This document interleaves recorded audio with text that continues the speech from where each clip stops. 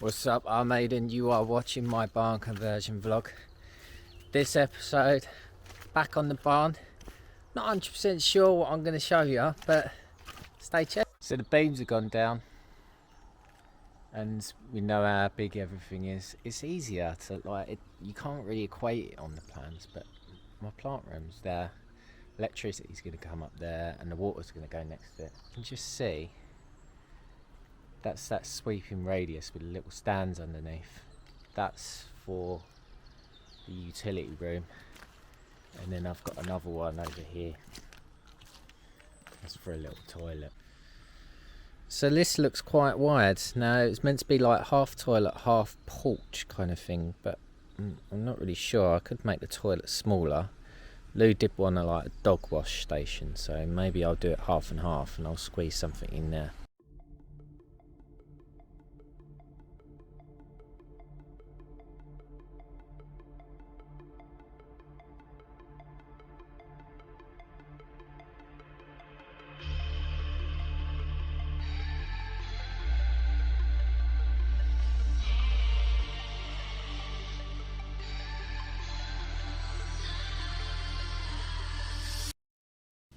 Just imagining sitting on the toilet, just here.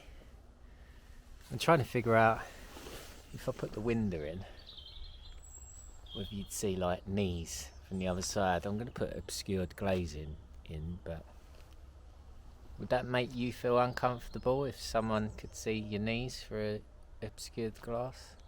All the pipe work got lean mixed in. That's to keep it in place. Just over here, this is the one that I'll have to boss into off the kitchen. I think if I do a 50mm pipe, I'll have to look at the regulations to see how much of a run I can have without having an air vent, if you know what I mean. I'm pretty sure that I don't need to have external ones that vent to the roof. I was speaking to Sean about it before. He said the end of the run normally needs it, but looked it up and you can have the air remittance valves, I think they're called, and you can put them in. So that way I don't have to disturb the roof. Talking of the roof, I'll just put another string line up down to there so we can figure out exactly where that's finishing. And obviously I've already done one over this side as well. So I was in the caravan this morning and I was trying to order or find somewhere to get some extra bits for the cartilage. Sean knocked in a bit of a panic. The people that are supposed to be supplying the roof, they wanted to do these really long lengths that were 9 meters, and they was anthracite grey instead of black, and you can't get 9 meters down this lane unless you got a Chinook helicopter or something, so I had to come out. So Sean has kind of passed it over to me to sort out because he's obviously got other stuff to do, and I know I can figure stuff out, can't I, basically. So I was going to get some, it's called Sembrit. I did get 2 samples last year, about a year ago. I preferred the Sembrit, but they're a Danish company. I tried to phone them up earlier and she couldn't understand me because she's in Denmark. So I've gone for Eternit instead. They're a UK company, and I didn't necessarily like the finish. It's looking like it's trying to be wood or something, but I suppose it's going to be up on the roof and you won't really notice. So our accounts manager at the builder's merchant, he's then resent it to this company to requote based on Eternit instead of the other one that they wanted to supply. But they done a roof plan and it doesn't look right, so I've re-measured everything to make sure that we're going to get exactly what we want rather than someone just making it up, because I'm sure they was 300 or 400 millimeters off on one side. I don't know whether they was just guessing at the length on the pitch and everything, and Sean thought the wood that we'd ordered for that side was too short, and I was just like, it's not 9 meters, and he said, is all of that wrong? And so we measured it, it is 6 metres that we need over there, so that's all good. I've been going around all the whole building, re-measuring everything, making sure we know exactly what's happening. Been winding the bricklayer up, saying he's a bit off. It's amazing, like he's 5 mil off, basically from the plans, what it's supposed to be, 5 mil off for that whole run, so that's like 15.5 metres or so. We calculated exactly how big these reveals were going to be, and then it come out that this one's longer, and he was like, oh, I don't know what's happening, and then he was going, I'll tell you what's exactly happens, and he kept on like changing his mind, and then in the end I realised that actually the reason why that's longer and this is not centralised because that's how it was built originally. So everything that we're doing, we're recreating exactly what was here before. So that's the reason why that's a little bit different down that end. And then up this end, it's not as big. But I'm not fussed. Hello, you. Hello. Made a new little friend. That cat's been about here. I think it's next doors. I'm pretty sure it is anyway. She's a bit skittish. That's the first time she's come up to me. This is pretty high. I can see straight over my bloody wall. The wall's not tall enough, is it? So we're going to have to sort that out at some point. And then on my steel,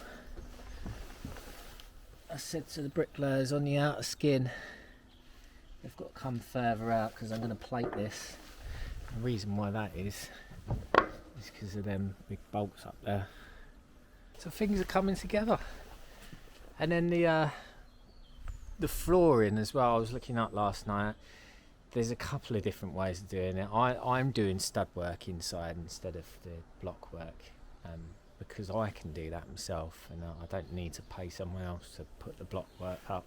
Plus I've got somewhere to run my services for the bathrooms and stuff. A couple of ways of doing it. You can put the stud work straight on block and beam, then you insulate, then you screed.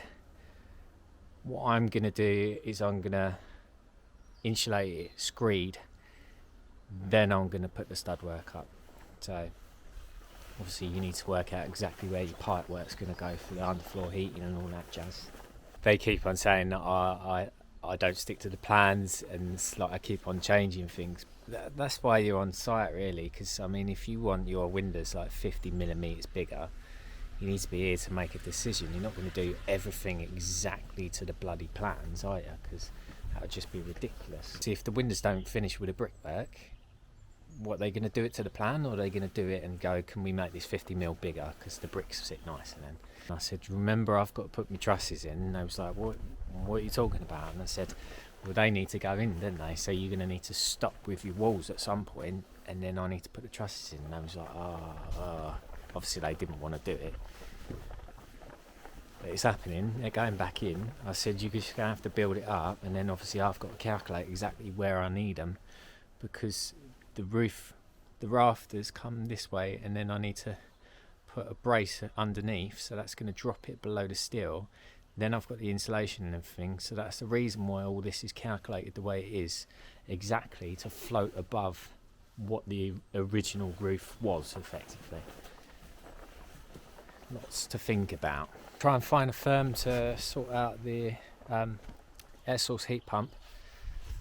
I was planning on putting it round that side. That's north facing, and Jules says, well, you might want to contact a manufacturer and say, can it go round there, because obviously it's not in the sun. But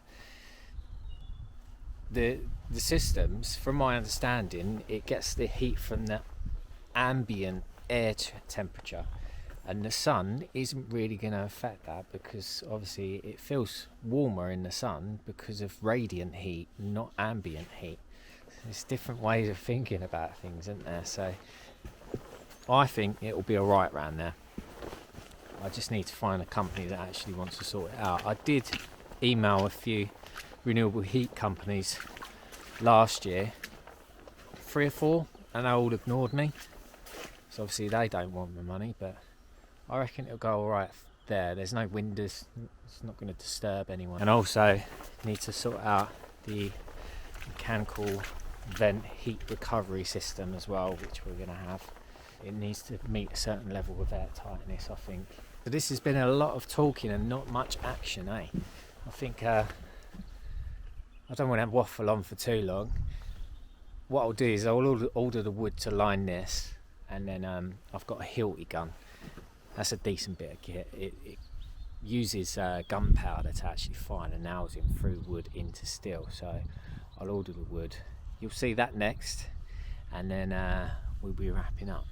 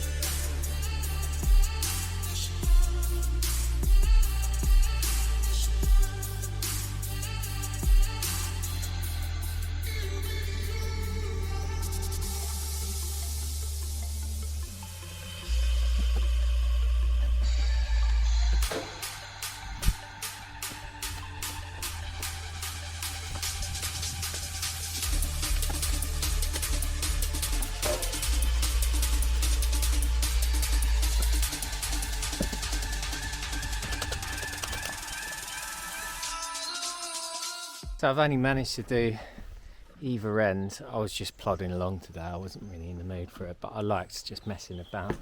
I'll say to the top, I'll do that later. That Hilti gun is old.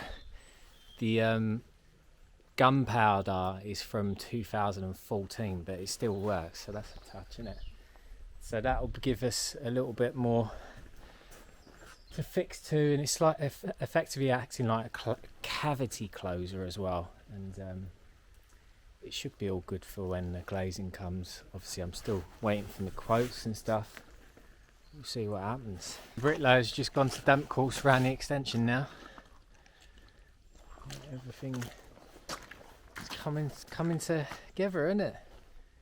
But it's supposed to be really rubbish weather next week. They'll be here tomorrow just doing the outside skin, but I'm not going to be here. I'm going to go home.